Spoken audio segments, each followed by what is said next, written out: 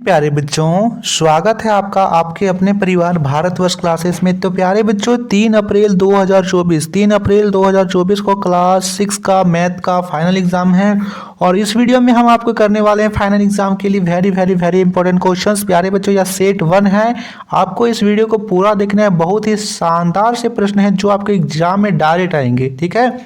तो जल्दी से इस वीडियो को लाइक कर दीजिए। यदि आपने भारतवर्ष क्लासेस को सब्सक्राइब नहीं किया तो सब्सक्राइब कीजिए। साथ ही आप अभी तक व्हाट्सएप ग्रुप को ज्वाइन नहीं किए हैं तो ज्वाइन कर लीजिए, लिंक डिस्क्रिप्शन में है, या फिर इस नंबर पर मैसेज कीजिए, आपको व्हाट्सएप पर जोड़ दिया जाएगा।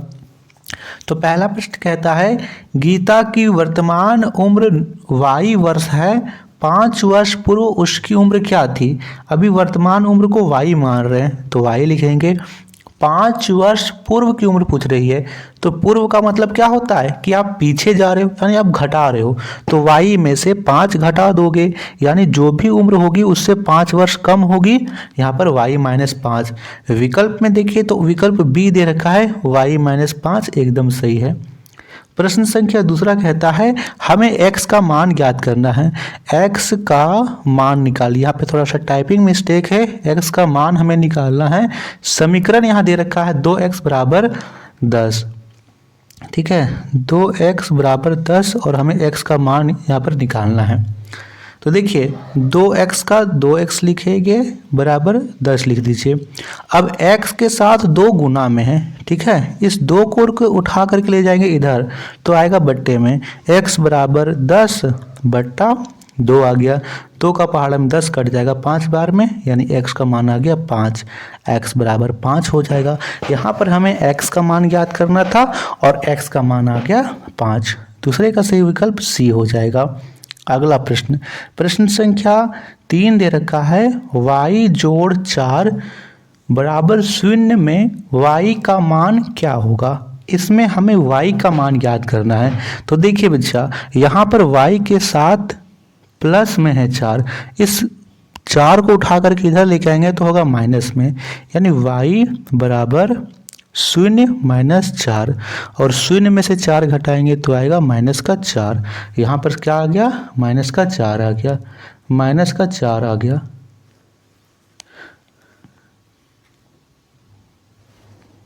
ठीक है बच्चा, तो यहाँ पर सही उत्तर होगा option C. Option C is the right answer. Option C is the right answer. चलिए क्वेश्चन नंबर 4 पे करते हैं। क्वेश्चन नंबर 4 दे रखा है, किसी संख्या के 2 से कम के लिए व्यंजक क्या हो सकता है। किसी संख्या के 2 से कम के लिए, मान लीजिए कि उस संख्या को हमने y माना है और उसमें हमने कितना कम करना है, उसमें हमें 2 कम करना है, तो इसमें से 2 घटा देंगे, y-2 किस विकल्प में है, जल्दी से बताइए बच्चा। तो आप बोलोगे कि सर यहाँ पे दे रखा है पहला ही विकल्प, पहला ही विकल्प सही होगा, यानी इस प्रश्न का पहला विकल्प एकदम सही होगा बच्चा। अगला प्रश्न, 5वां प्रश्न, रीता की उम्र को एक चर मानकर उसकी 3 वर्ष छोटी बहन की उम्र के लिए व्यंजक क्या हो सकता है। उसकी बहन की उम्र क्या है, रीता की उम्र से 3 वर्ष छोटी है। रीता की उम्र से 3 वर्ष छोटी है। मान लीजिए कि हम रीता की उम्र को x मानते हैं तो उसकी बहन की उम्र क्या हो जाएगी, x-3, यानी x-3 एकदम सही होगा। पहला, दूसरा, तीसरा या चौथा, तीसरा विकल्प सही होगा। रीता की उम्र x वर्ष, उसकी बहन की उम्र इससे 3 वर्ष छोटी, यानी x-3। 6ठा प्रश्न, मीना की वर्तमान आयु y वर्ष है तो 10 वर्ष पूर्व उसकी आयु क्या थी। मीना की वर्तमान आयु y वर्ष है और 10 वर्ष पूर्व पूछ रहा है, तो यानी y-10, यही यहाँ पर समीकरण होगा, y-10 वर्ष होगा। ठीक है। अगला प्रश्न, x बराबर 4 y बराबर 3 तो 5x-2y व्यंजक का मान क्या होगा। 5 का 5 लिखिए, x के जगह में हमें क्या लिखना है, x के जगह में हमें लिखना है 4, तो 5 गुना 4 होगा, माइनस 2 का 2 लिखिए, y के जगह में हमें लिखना है यहाँ पर 3, तो 2 गुना 3 होगा।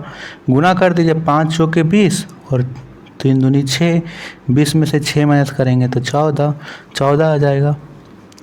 यदि रीता की आयु x वर्ष है तो 20 वर्ष बाद उसकी आयु क्या होगी। अभी उसकी आयु x वर्ष है, 20 वर्ष बाद पूछ रखा है तो इसमें 20 वर्ष छूट जाएगा, यानी x प्लस 20 हो जाएगा। x प्लस 20 इस प्रश्न के लिए सही उत्तर होगा। एक बिंदु से होकर कितनी सरल रेखा खींची जा सकती है। एक बिंदु से होकर बहुत सारी खींची जा सकती है, यानी इसका होगा अनंत। एक बिंदु से होकर अनंत सरल रेखा खींची जा सकती है। 10वां प्रश्न, एक रेखाखंड की लंबाई होती है तो एक रेखाखंड की लंबाई निश्चित होती है। नोट कर लीजिए बच्चा और याद भी कर लीजिए, एक रेखाखंड की लंबाई निश्चित होती है। चलिए आगे के प्रश्नों को देखते हैं। वेरी वेरी इंपॉर्टेंट क्वेश्चन है बच्चा, आप इन प्रश्नों को नोट भी करते चलिए साथ ही साथ। प्रश्न संख्या 11वां है, लेकिन यहाँ पर 1 लिख रखा है। चलिए आप इसे 11वां ही मान के कीजिए। कहता है 9 का परवर्ती संख्या क्या होगा। देखिए बच्चा, परवर्ती और पूर्ववर्ती दो संख्याएं होती है। परवर्ती मतलब होता है बाद वाली। नोट कर लीजिए, परवर्ती पूछे तो बाद वाली संख्या लिख देना है। 9 के परवर्ती पूछेगा तो 9 में से 1 जोड़ दीजिए, ये होगा 10, यानी 9 का परवर्ती संख्या 10 होगा। यही आपसे पूछता कि 9 का पूर्ववर्ती संख्या होगा तो 9 में से 1 घटा देते, आता 8। 5432 का प्रसारित रूप क्या होगा। तो 5 0 0 0 जोड़ 4 0 0 जोड़ 3 0 जोड़ 2, ये 5432 का प्रसारित रूप है। 136 और -324 का योग क्या होगा। हमें इसको योग यानी जोड़ना है, तो सबसे पहले हम इसको किस प्रकार से जोड़ सकते हैं। हमें इस किस प्रकार से जोड़ सकते हैं, पहले तो हम इसे लिख लेंगे 136 प्लस माइनस का 324 है तो माइनस का 324 लिख लेंगे। अब यहाँ देखिए दो चिन्ह समान यहाँ पे अलग अलग है, प्लस माइनस, तो आप सभी जानते हो प्लस माइनस माइनस होता है। 136 माइनस 326, 326 आ गया। यहाँ पे 326 नहीं है, 324 है तो 324 लिख दीजिए। 136 माइनस 324, अब 324 में से 136 को घटा दीजिए। 14 में से 6 गया तो 8, और यहाँ पर घटाइएगा तो आएगा 8 और 1, 188। माइनस का 188 आ जाएगा, माइनस का 188 सही उत्तर होगा। 12 और 18 का सार्व गुणनखंड निकालिए। बहुत ही इंपॉर्टेंट क्वेश्चन है बच्चा, गुणनखंड कैसे निकालते हैं। तो 12, सबसे पहले 12 का हम गुणनखंड निकालेंगे। 12 का गुणनखंड निकालेंगे तो 12 किस किस का पहाड़ा में आता है बताइए। तो 12 1 का पहाड़ा में आता है, 2 का पहाड़ा में आता है, 3 का पहाड़ा में आता है, 4 का पहाड़ा में आता है, 6 का पहाड़ा में आता है और 12 का पहाड़ा में होता है। ये हो गया 12 का गुणनखंड। इसके बाद 18 का गुणनखंड निकालेंगे। 18 का गुणनखंड निकालते हैं। 18 का गुणनखंड तो 18 1 का पहाड़ा में आता है, 2 का पहाड़ा में आता है, 3 का पहाड़ा में आता है, 4 का नहीं आता है, 5 का नहीं आता है। इसके बाद यहाँ पर देखते हैं, है ना, 18 3 का पहाड़ा में नहीं, 6 का पहाड़ा में आता है और 9 का पहाड़ा में आता है और सीधा 18 का पहाड़ा में आता है। तो देखिए सार्व गुणनखंड क्या क्या आया, 1 आया है और 2 आया है और 3 आया है और यहाँ 6 आया है। तो 1 2 3 और 6, ये 12 और 18 के सार्व गुणनखंड हो गए। 5वां प्रश्न, 9 तथा 12 का मासा क्या होगा। हम इसे भाग विधि से ज्ञात करेंगे। लिख लीजिए भाग विधि द्वारा, भाग विधि द्वारा, ठीक है। 9 है और 12 को भाग देंगे। 9 का पहाड़ा में 12 नहीं आता, उससे कम 9 आता है।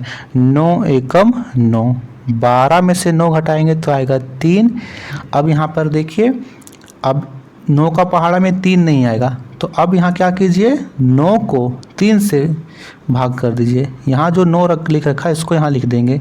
3 का पहाड़ा में 9, 3 बार में 3 तिया 9, ये तो पूरी तरह कट गया। यहाँ पर आया 3 का पहाड़ा पूरी तरह कटा, यानी इसका HCF जो इसका मासा होगा वो 3 होगा। ठीक है बच्चा, तो यही था इसका संपूर्ण हल। आशा करता हूँ कि आपको ये प्रश्न उत्तर अच्छे से समझ में आ रहे होंगे और बहुत इंपॉर्टेंट है बच्चा। यह सेट 1 है, इसी प्रकार के बहुत सारे सेट को आपको देखना है। फाइनल एग्जाम के लिए बहुत ज़्यादा इंपॉर्टेंट क्वेश्चन है। थैंक यू बच्चा, ज़्यादा से ज़्यादा वीडियो को शेयर किया कीजिए।